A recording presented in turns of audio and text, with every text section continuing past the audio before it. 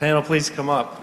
Good morning, everyone. We'd like to start our panel today by sharing with you customer comments that were sampled randomly from charging networks across the U.S.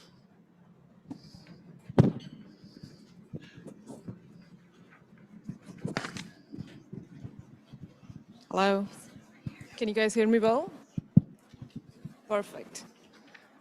Thanks for installing these new chargers. There's one that gives me some trouble, but I've been able to use the other one fine. That was Heather from Savannah. Hi, my dad asked me to call because he said he might be saying something very naughty because he's really mad that the chargers don't work. Timmy, Grand Rapids. Here's a haiku. I love my EV. Public charging, not so much. Please fix the chargers. Frank from Des Moines. You want me to download what on my iPhone? I ain't doing that. Pam, Little Rock. I really like my EV, but you all better get your stuff together about this charging business, or I'm gonna get rid of it. Jimmy, El Paso. I just think things should just work. Richard, Virgin Islands. I don't know what all the fuss is about. My Tesla charges fine. Tyrone, Charlotte. Hi, it's Timmy again. We still can't charge, and we've been here for a very long time. My dad says you should send somebody. He's really getting mad and things to make it work. Timmy, Grand Rapids. My car says it takes 150 kW. Why won't the charger give it 150 kW? What's a K? What? That was Sue from New Haven and Hector from St. Louis. Don't give me all the acronym mumbo jumbo. I don't know what the heck a CCS is, and I don't care. Frank from Spokane. By now, you've probably guessed these are fictitious comments, but we wanted to start today with a little humor, but also a reminder about who we're working for. We're at the point in the market where all of our hard work needs to be focusing on the everyday driver, the mainstream EV consumer. So as we go throughout the rest of the session today and we talk about all that acronym mumbo jumbo, let's keep in mind that the average person couldn't care less about what we're doing. They just want these things to work.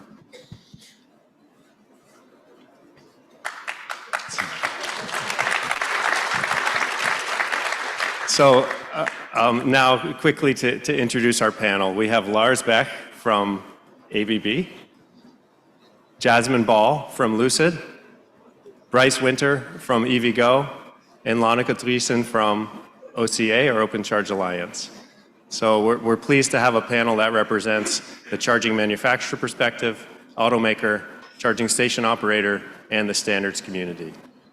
So to start today in talking about charging reliability and interoperability, what we can do to scale the market reliably, we'd like to talk about the barriers that each of our panelists face.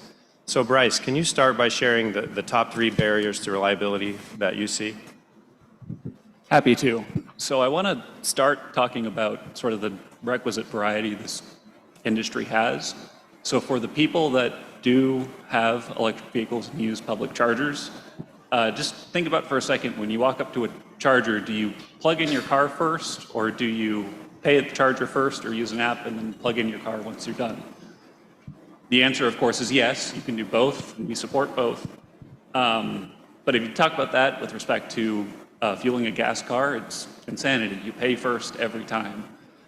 And that's just kind of the start of the different options that we've created. You can pay via an API through different apps. You can pay with RFIDs. You can pay with credit cards. And now we're talking about bringing plug-in charge into the world. And this is all before the charging experience has started, just with authorization. So the number of different test cases that we have from a technical perspective is immense. But also from a user perspective, we don't necessarily see the same success rates across methods and across simple user behaviors like do you plug in first or second. Plugging in first actually works a little better for the average person. Once they know EV chargers, it's a wash. Second, I want to talk about metrics and specifically about uptime. Federal standards are out. Nevi has stated we're going to have 97% uptime and we're going to get there as an industry. Uptime isn't necessarily sufficient. The way that uptime is defined, a charger can go up to a charger that is up and have a bad experience, and then explaining to that customer that no, that the charger is working, we promise, isn't fun. And having a lack of customer-focused metrics is not doing this whole industry a lot of favors. And then the last thing I want to talk about are remote diagnostics. So as part of hitting these really high uptime goals, to jump right back to that metric, we absolutely need to understand what's going wrong with our chargers immediately, right away. And the reality is that the amount of times that we can dispatch a technician to a charger and correct it in a single event is quite low. Low is too harsh, but it's not at the 90+% that we need it to be for an industry. And so we're working to continually improve remote diagnostics, but understanding exactly what's going on in our chargers is a continuing evolution of the industry. Thanks, Bryce. Lars, can you go next with the barriers that you see? Yes, sure. So I don't know if everybody knows me here. I've been working on this for a very long time. I am Lars Peter, Department Lead of System Engineering and Research within ABB Mobility. And I've been working within Charin for many years on interoperability. And hopefully we'll continue doing that. And I'm working in standards. Now, one of the big challenges we face is that the market is changing very fast, faster than standards. And people can come up with. For instance, Oleg already showed it. We're going to the 3 megawatt systems already within a few years. We have ISO 158-20. And the problem when you don't have a standard which is mature, complete, like what you have with USB or Wi-Fi, is that you have a lot of problems where people are saying, oh, how do we interpret it? How do we build the product? How are we going to work on it? Are there even test specs? Do we have certificates? Well, when you're building a market which is faster than the standards keep up, the answer is no. And then you need to do something, right? Because the market is demanding it. A lot of people here already knows the bidirectional part, megawatt charging, and so on. So there's a lot of things involved with building a very rough market which is going faster than people can write.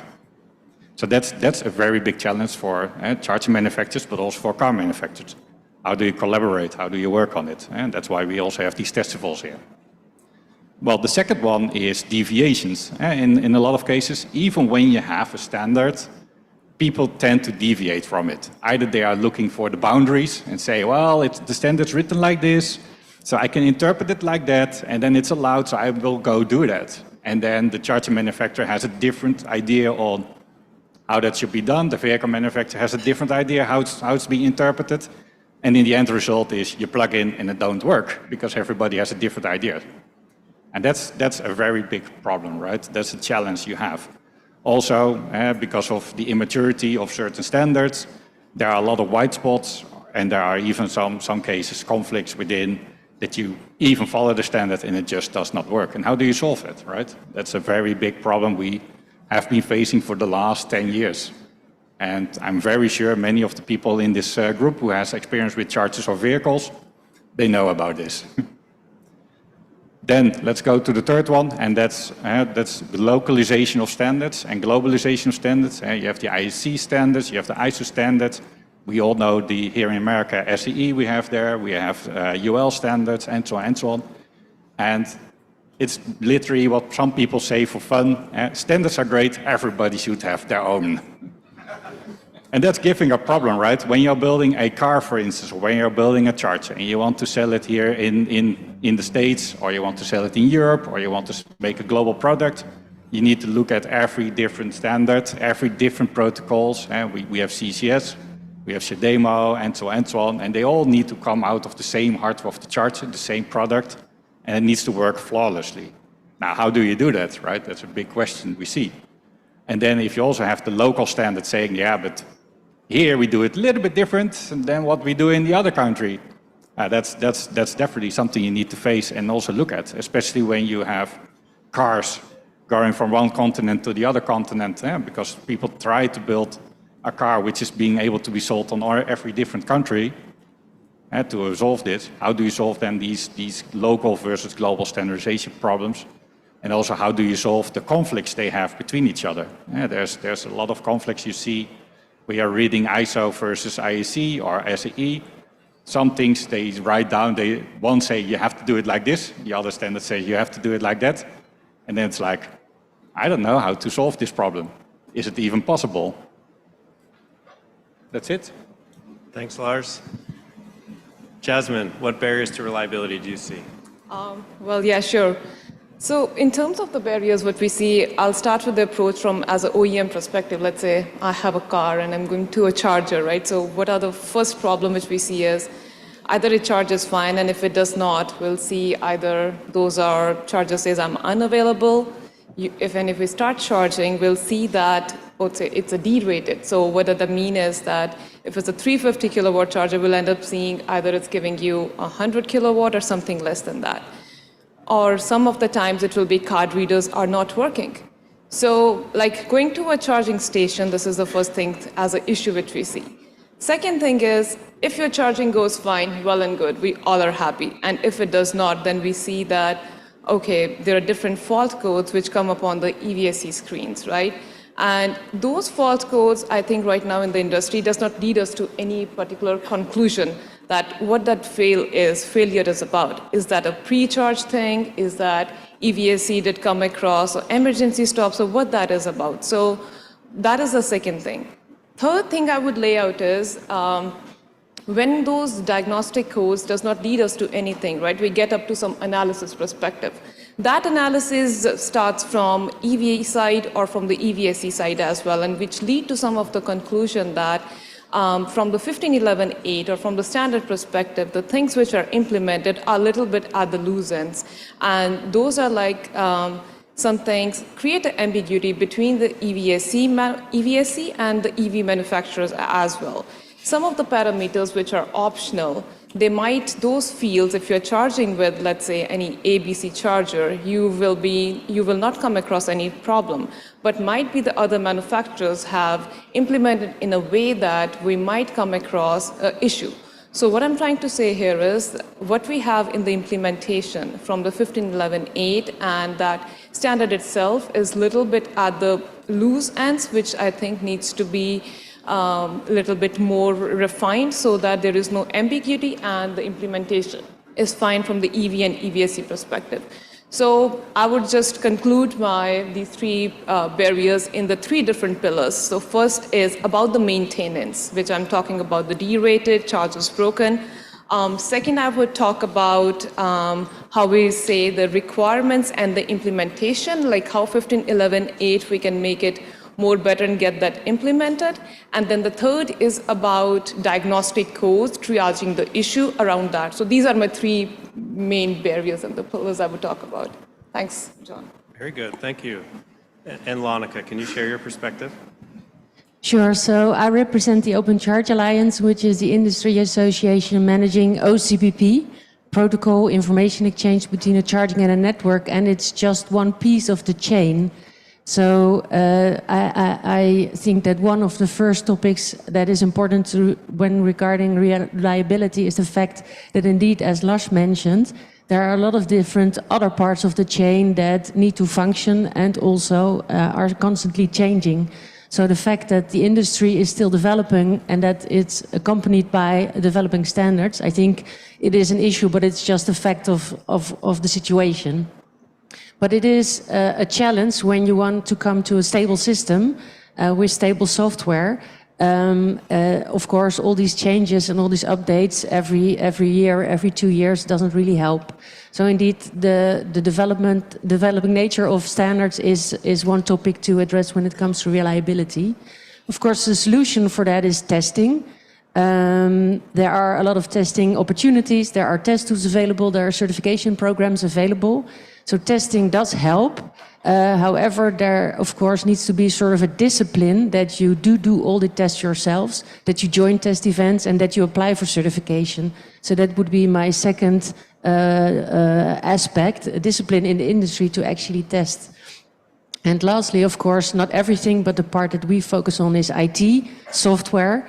And anybody who has been or is involved in software development knows that you have to, whenever you change something, you have to do all the regression tests. So it's not just a one-off test to check if you've implemented everything correctly. You need to repeat that over and over again. So that is something that's really important in IT, and I think also really important in our industry. The discussion about uptime, for as long as it's dependent on software bugs, I think that's really important to focus on. Of course, as I mentioned, there's also a lot of hardware issues or whatever which you can't solve by software testing. But I think it's an important aspect to address. Thank you. That's a long list. It's a little overwhelming, but we're all here to talk about solutions today. So let's kick off the day by diving into solutions. So, Bryce, you talked about a few things. One, inconsistent user experience. Do I pay first? Do I plug in first? With chargers, that's not well defined. Whereas it is with our experience using a gas pump. Second, you said uptime is not really enough to define the customer experience. And you also talked about the need for better diagnostics. Can you share your ideas on how we solve some of those or overcome those barriers? Happy to. So starting with just kind of the number of options, I would love to say it's time to take an iron fist and say there is one way to use these chargers, but that cat's out of the bag and people have learned they can do whatever they want and it works. Spoke charging is fun. So there's really two things. The first is just testing. While we'd love to say that we have the standards defined such that it doesn't matter how you step through the process, it's always going to work. The reality is that we need to test in this matrix for every way to do it, and that's what we do today. But the second piece of this is also in tuning. So there's a really fun behavior we see in the data where for people that start charges with the app, you're more likely to see an authentication timeout when you plug in first than other mediums. And when you look at why that happens, just think about it. You sit there, you plug in your car, you pull out your phone, I unlock my phone. I instinctively open social media without even thinking about it. Probably dating myself with that. But the reality is, you pull out your phone, you saw a message, you had an email, you check Instagram, and then, oh wait, I'm supposed to be charging my car. Pull up your app, authenticate, and by then 90 seconds has sailed right by and you get an error that says, sorry, your car is timed out. And so it's really important that we not only look at the matrix, but also test to the matrix and make sure we cover common user cases. When it comes to metrics, kind of talking again about the nitty-gritty details, it's really important that things are also tracked at the user level. So on top of looking at things like how often do we see authentication timeouts over all the different payment methods, EVgo has what we call the one and done success rate. How often can someone walk up to our charger or drive up to our charger and decide, plug in, pay, plug in, and just walk away and then come back to a fully charged car? It's really important that not only are we up, but how often do customers have a successful experience? If they didn't have a successful experience, are they then able to charge at another charger? And all sorts of different metrics like that are tracked across the industry so we can be sure we're making the best experience for everyone. And then on the last item, EVgo actually publishes what we call our minimum required error codes. It's at mrec.evgo.com. Sort of set of standards mostly relating to the industry, but it also covers things like what happens if, in the unfortunate event, vandalism occurs, someone came in the middle of the night, they took the cables off our charger, drove away. The reality is most of the chargers on the market will check to see what the temperature condition is on the cables once someone starts a charge, which is great. They won't be able to charge the vehicle with no cable on it, but no one goes up to a charger that doesn't have the cables and puts in their information and tries to start a charge. And so we're really encouraging industry compliance not only on different safety features from the different DIN and ISO standards, but also on taking the different capabilities of the charger built in and designing them for different self-test capabilities that can run both during a charge as well as in the time between charges. So if something does happen, we can catch it before a customer does. Very interesting. Lars, you had talked about the market moving faster than standards. Also that companies are deviating within standards, and also the lack of harmonization of local, in this case, US standards versus global. How do we fix that? Yeah, it's a good question. So I first want to make a short jump to Bryce, right? I mean, the goal is what he also said, right? You plug in, you walk away, and it should work. Well, I've looked at that. A lot of customers, they plug in, and they are waiting until they see the charging screen there. That's already an indication that the feeling at this moment in time is that they need to work, that we need to work on as a complete community. Now, why is that? Why are people waiting for why do they see the charging screen? And that's because there's a lot of complexity between the charging standards, which people cannot see, and a lot of things go wrong. So for the first thing, like when you are introducing a new standard, we tend to overcomplicate the new standards. We know the ISO 15008-20, which is being launched. It's a document of, I think, about 800 pages, so that already sounds pretty complex. And for that standard, there's no test standard, and there's even not a, let's say, hardware standard able to be used it upon. A lot of people in the community don't even know that there are some gaps and topics missing when you're introducing a new standard. But they read what the standard can do, and they say, well, you need to implement it, and we need to drive it, we need to push it into the market as fast as possible. How do you solve that problem? You need to have these kind of testivals, you need to have communities. We are talking about these topics on how do we solve these kind of problems within the standards. So it needs to be a complete group effort from everybody who's starting to implement it, just like what we did in the Wi-Fi period. Work together, work on it to find the kinks, find the problems, build it and make it out before you're going to do mass deploying it. Because once you mass deploy it, you get all the future interoperability issues, the things which we have not thought before. So that's one of the things what I'm saying for those kind of problems with the fast evolving market.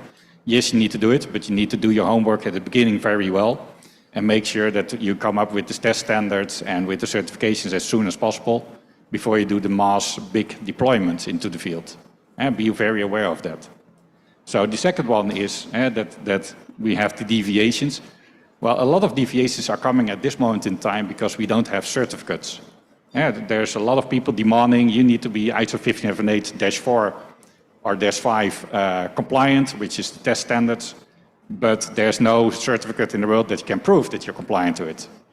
In Shireen, we first built the first CCTS certification tool for DIN, which is not ISO, and the ISO is following up. But also there, we only did it for the EVSC side, so for the charger side, not for the vehicle side. Well, you can certify one part of the system. If you don't certify the other part of the system, you still have interoperability issues because things are not aligned. So also as a community, chargers, vehicles, and also governments and everybody, should really spend time and work on it to build the certificates. Also, either the community, like the customers, needs to enforce it to make sure that the certificates are in place. And you need to do both sides. If you're talking about OCPP, which Lonneke will do, you need to certify both the charger and the back office to make sure that both of them are according to the standards and also that you don't have interoperability issues. So there's a lot of work to be done still here to be as good as USB, as Wi-Fi, and they have the same problem in the beginning, but the whole community needs to work on it to build the certifications and also to use it to solve the interop problems there. And then the last one, local versus global.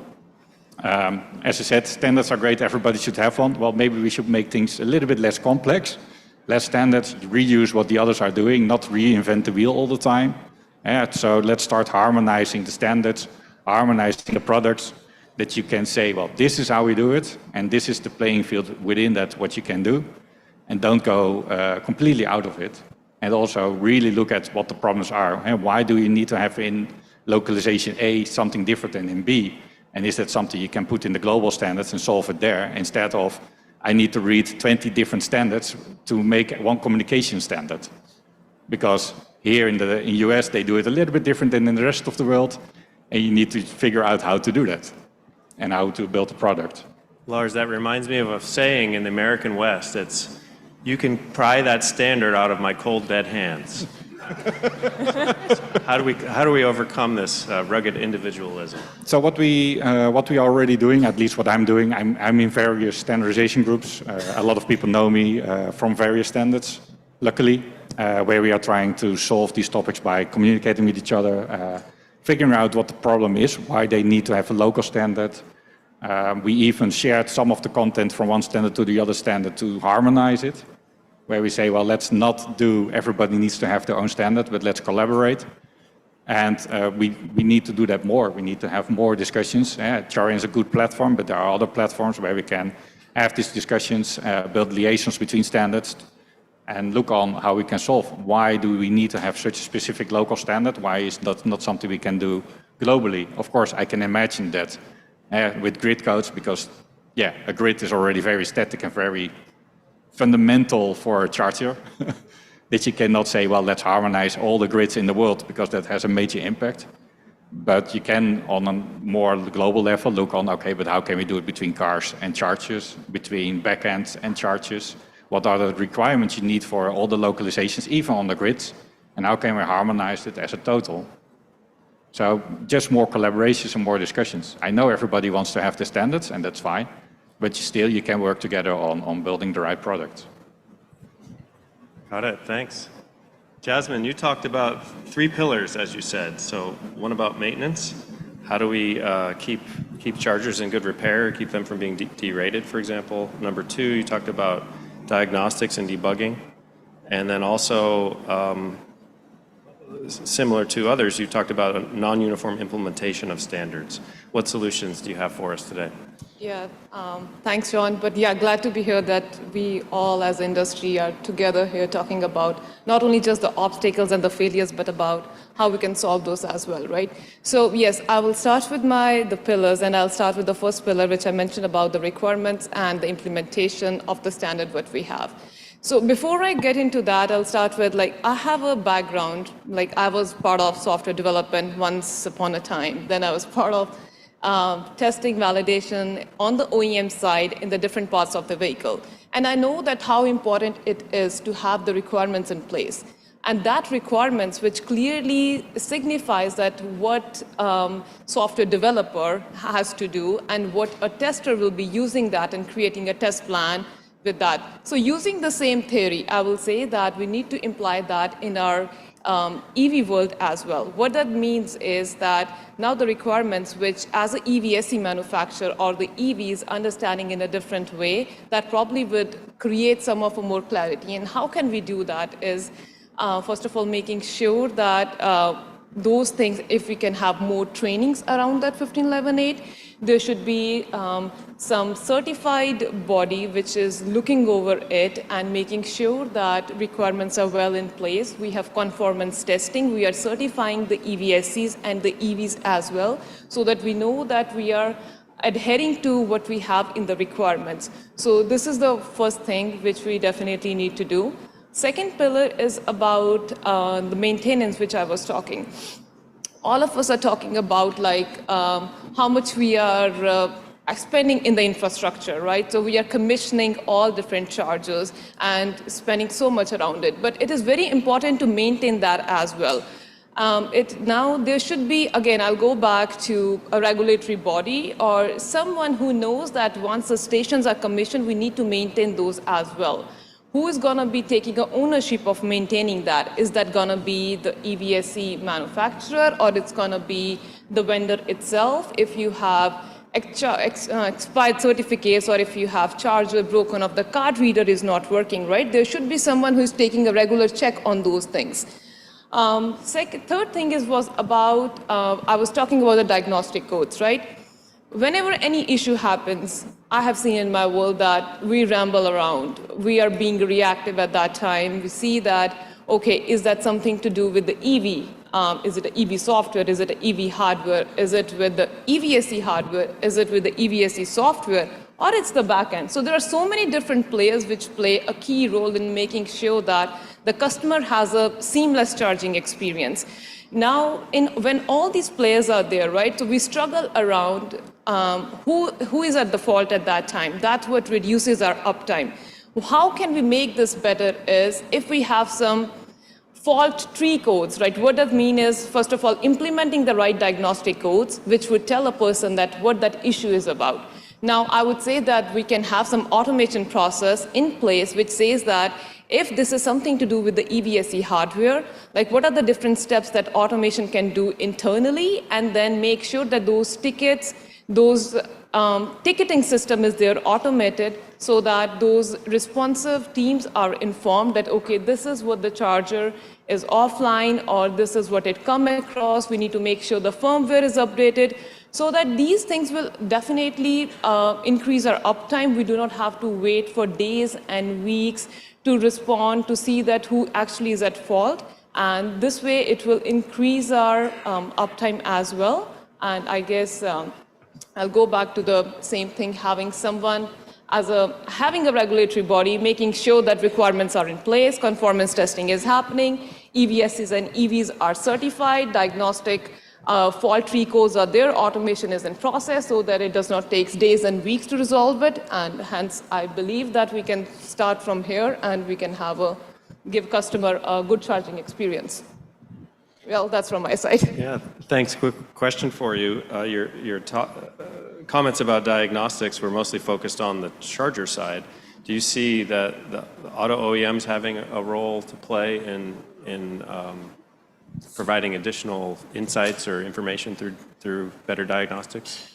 Yeah, I mean, those diagnostic codes are something if we say that any emergency stop has happened. Right now, we see charging error or charging stop comes up with so many different scenarios, right? If it's an emergency stop also, sometimes it will be charging error. Some EVSs will say charging stop, right? In that case, neither EV manufacturer nor the EVS know what the issue is about.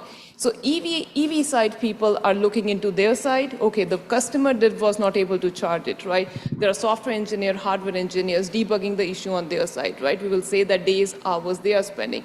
Same thing is informed to the EVSE as well. They're also spending days and times as well. Here the parties need to come together and do some testing, and they're like, okay, if we have an emergency stop, what exactly needs to be implemented?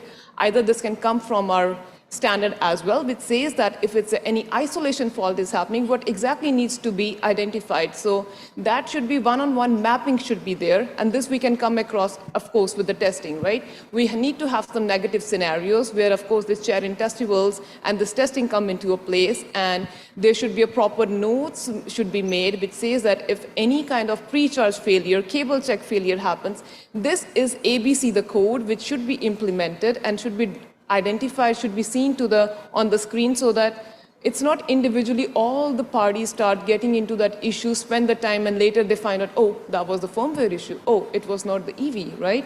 So I hope I answered your question. Yes, although I'm curious, coming from Lucid, how much information do you see through the vehicle telematics about faults that a vehicle experiences when it's trying to charge? We definitely have information on the telematics, which we can see that the only thing which we get limited is that, okay, EVSE side, we did not get any PWM, but after that, it is all which we have to rely on, but this can be reduced. We can come up to a conclusion that something happened during the pre-charge, something happened at the cable check, right? But what I'm talking about here is, now this information, when any customer gets along that issue, it goes to customer care. Customer care will find, they will call ABC, any charger company, right? Then they will be finding the engineers on the EV side as well. All of us are spending so much time. If we have a right diagnostic code there, we would not be doing that. Right? It will be directly a process which will inform that, okay, this hardware, your firmware was not updated, or this is the next step we need to do. And I guess that will probably reduce some of the anxiety which the customer is like, oh, probably I just got this new EV. I just got the update yesterday. What happened? Well, it's not about the software update. It's about probably that moment, that charger just went offline or just did not provide you the PWM what it was supposed to do. Great. Now this is getting good. All right, Lonneke, we'll get to you in just a minute. But Lars, what do you think? Well, so one of the problems we face as charger manufacturers is that if you look at the standards, how they're written now, for instance, DIN, SAE, ISO, the current versions in the field, there's no error flow communication at all. So when the vehicle detects a problem, it just cut the communication and say, good luck, go fish. And as a charger, you have no idea why a vehicle triggers the emergency stop or the error stop. You see nothing. So, and this is exactly why you need to do more collaboration and working together in standards, that you say, hey guys, we see that error codes are very important because you want to give the proper feedback to the operators or to the vehicle manufacturers, charger manufacturers, so that they don't have to spend hours or days analyzing why something goes wrong and which vehicle it even is, because as a charger, in a lot of cases, you cannot even determine which vehicle it is. And then it's very difficult to say, well, this is the error. The only thing what the charger then can say is, well, the vehicle did an error stop and we have absolutely no idea why. And that's something, that's why we need to have these collaboration groups, that's why we have these feedback loops we need to have with standards, where we say, hey guys, maybe it's a good idea to introduce error codes in there, standardized, where we can say, well, at least that the vehicle or the charger can tell each other what went wrong, why it went wrong, and how people can fix it. Sounds like we're in agreement that standardized error codes across the board would be helpful. I have one more statement to make here. So coming from the automotive industry, like right now I'm in the Lucid. So before that, when I was with different companies in the auto industry, so in the in the automotive industry as well, we have a diagnostic trouble codes. Imagine selling a car and then we do not know what's going to go wrong, right? So every requirement has a testing plan. Then based on that, if we fail that, what is the trouble code a customer would come across? We go to any service station, right? You can connect to the OBD port and you will see all those diagnostic trouble code, and they know that what exactly needs to be done. Imagine not having anything. And I think we are right now at that stage, very beginning of that, and it needs to be implemented where we have those trouble codes identified and what needs to be done, and which would, of course, increase our uptime for sure. Thanks. Lonneke, in our discussion about barriers, you talked about complexity, the increasing complexity, and how hard it is to manage software changes. What solutions can you recommend?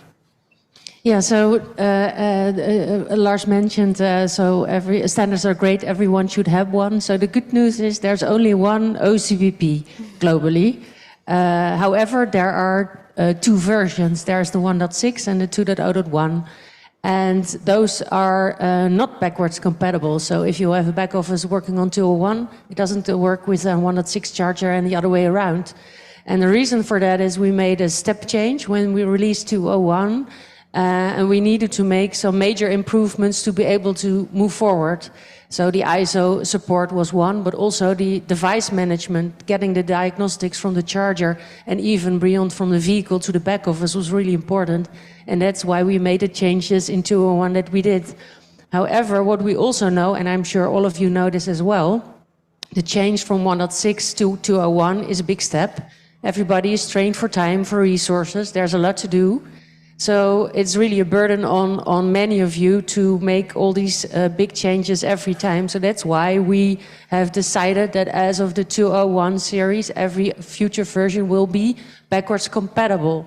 So the change for the next version, 2.1, which is a version which will include the -20 support and the grid codes, the vehicle to grid, it will be backwards compatible with 2.0.1 to help the industry move forward and limit the amount of changes that they have to make to their systems as limited as possible to reduce the effort, but also reduce the risk of introducing new bugs.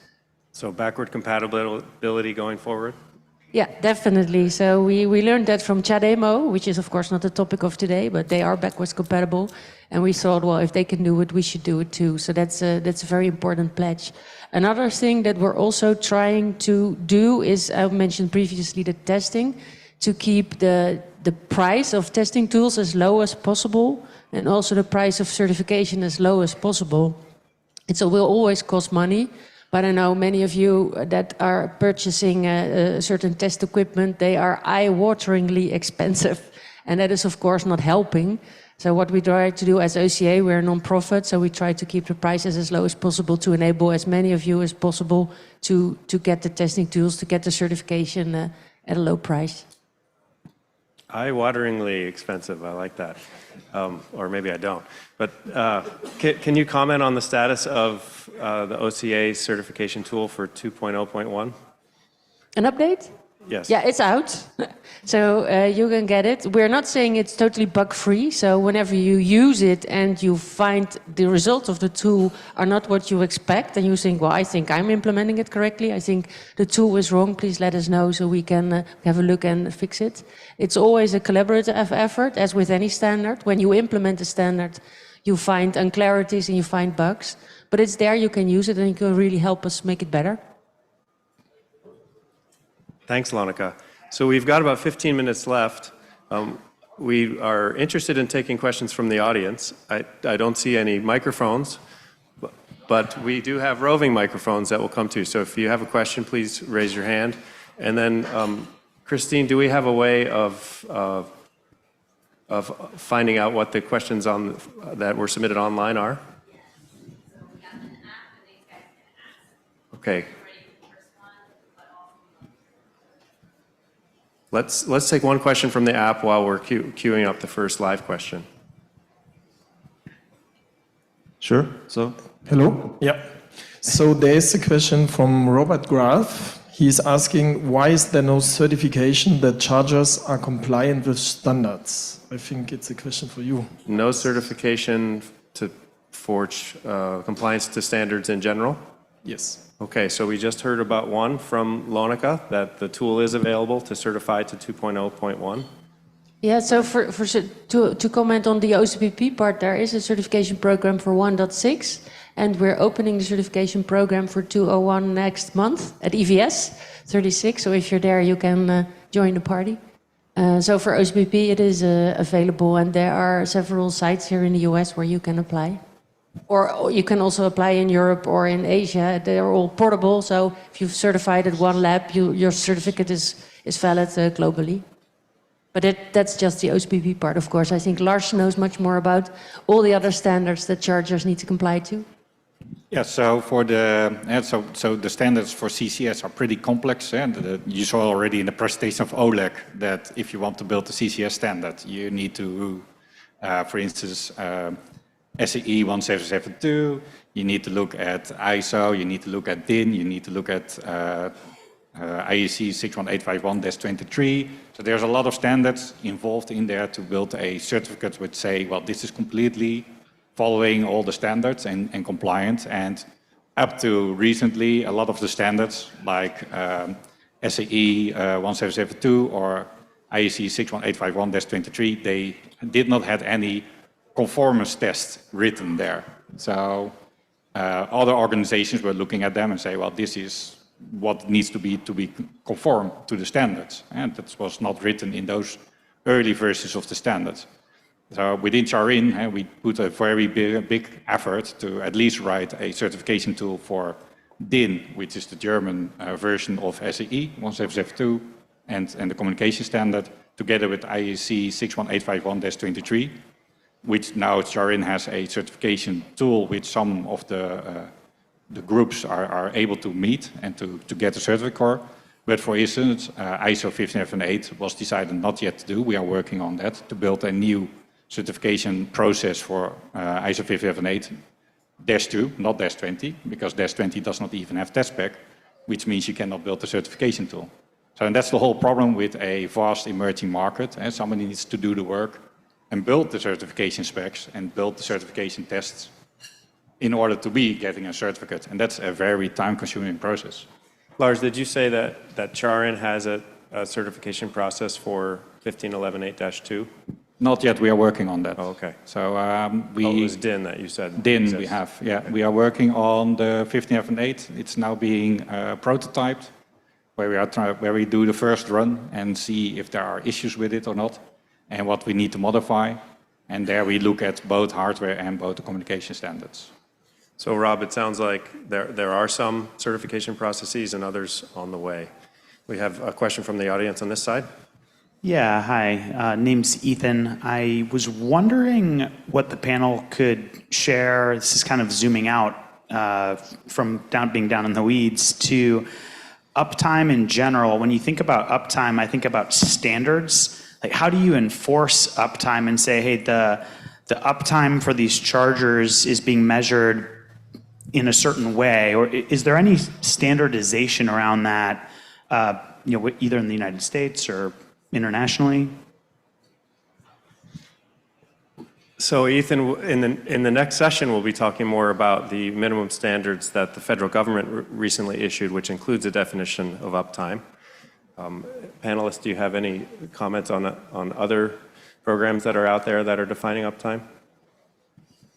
No, there's nothing, but I can comment on one thing, that if we have these, the pillars which I was talking about, right? So if those things are implemented from standard implementation, taking up to all the way to the diagnostic, I think the last step which we have to do is when we talk about the uptime, we need to make sure that we have some KPIs put in place as well, right? The key performance indicators, so that we can talk to the manufacturers that against which code, how many issues we are coming across, how long it is taking to fix it, what can be done better so that we can reduce that time. I think first is about fixing the implementation side, and then about KPIs for how to measure, because you have to measure the uptime, right? And how can you do that? The only thing is if we have the key performance indicators. And that also, like, okay, if this manufacturer, then you have to benchmark those as well. You have to compare that with one code, with one manufacturer to another, and all these things would come back. If we have a regulatory body, someone is checking on top of that. Of course, there's got to be a comparative thing among different, but that's how we will all can give customer a better experience. So let me ask you, Ethan, what is your definition of uptime? Because I think that's the biggest question here, right? I mean, if a site turns off a charger, is it being counted as an uptime or not? I don't know. That's the definition we need to work on. I couldn't agree with you more, and that's actually precisely why I asked the question. I used to work at ChargePoint. I used to work at EVgo. I'm an independent now, so I can speak as just Ethan Lippman at EVPV, but an inch is an inch is an inch, or a meter is a meter is a meter. A carbon credit is not a carbon credit is not a carbon credit. If you don't have a standard, I couldn't agree with you more. We do have to standardize that, and I'm wondering how that process is going, and if that's a national standard like our moderator shared that is part of the NEVI funding program, or if somebody's saying, hey, our measurement of ChargePoint's chargers has this uptime, or EVgo's chargers or Electrify America's chargers, anybody's chargers have blank uptime. How do we standardize that? It seems like a very important topic. It's floating above all these other things, but if that's not the customer driver for an EVgo, what is? So from the ChargePoint perspective, I'm going to encourage that we let John define uptime with NEVI. What we've run into is that uptime is not uptime yet, and that is a big problem. But the NEVI standards, we're hoping, will start to coalesce that down to there is one definition for uptime, and then let's talk about what else we're looking at. What is our one and done success rate? What are our customer success metrics on top of that? But it's really important that we don't play games with, I have an uptime and ABB has an uptime, and when I buy their chargers, we have two different metrics we're tracking against. So it is one thing that the NEVI standards are very helpful for. Yeah, and one thing, like now, I think those are the things when we talk about the standards. There should be something which should go into the performance bucket, right? Like, what are we actually aiming for? Are we aiming from, what uptime is? We want to achieve 99% of the uptime, right? And then for that, what are the different KPIs needs to be taken into account? So one is the standard perspective from the standard implementation, which says about pre-charge cable check, how all the charging loops should work, and before that, it should be something called performance things as well, where all these charging uptime will come into the picture. And then, of course, we'll go from there. I think Dustin wants to comment. I can make my charge, it's fine. Well, I have sort of a follow-on question to that. Dustin, 1 second, please. Hi, sorry. So I have sort of a follow-on question that regards KPIs and something Bryce talked about, which is essentially a successful charge rate. And how would you guys define a successful charge? Is a successful charge simply that the car got some energy? Did it get all the energy that was requested by the vehicle? Or otherwise, the customer ended the charge by some means, or the vehicle ended the charge. So I'm just curious how you guys would define a successful charge. So currently we track either the car, they got to a complete charge and the car itself stopped the charge, or we have a time that we set acceptance of, where we say, hey, if you're past a certain number of minutes, we say they may have been walking into the store, wanted to charge for 10 minutes at the time, so the fact that they did not get a full charge does not mean they failed. That said, we do see in the metrics customers that charge for 1.5 minutes and then stop the charge, move somewhere else. So there is a minimum acceptable time because maybe the customer expected faster charging than they received, either because that charger was derated for some reason, or unfortunately they don't understand charging yet and they're going to try it 4 different chargers to see if they can get 350 kilowatts in their Bolt. So we do check either car complete or minimum time is how we define that. Thanks. Let's go to Cliff in the front. Cliff Fietzek, In Charge. Thanks to the panel first for being that open and honest and not vehicle manufacturing saying it's the charger and the charger is saying it's the network and the network is saying it's the vehicle.